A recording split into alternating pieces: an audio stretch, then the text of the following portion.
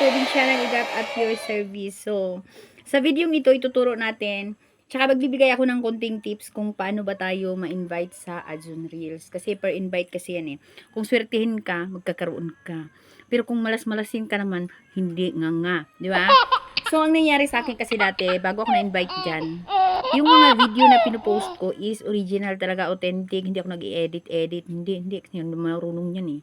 Di ba? Mabuti lang naman ako maggawa ng ano-ano ng cellphone, pero pagdating sa editing, mahina tayo diyan. Di ba? Kaya ang ginawa ko, nag-post lang ako ng post, tapos nag-open ako ng professional dashboard by January. Pagka February, nagkaroon ng invite sa Facebook sa akin.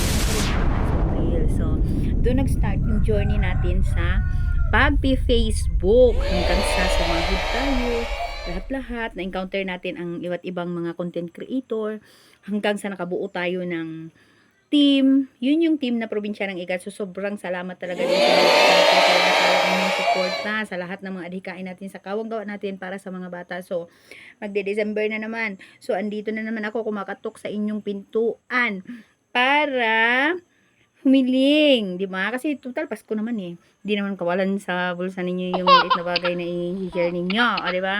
So marami tayong mga batang mapapangiti na naman dyan. Kagaya ng mga batang gala na pupuntahan natin.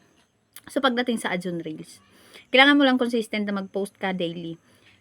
3 reels. Depende sa'yo.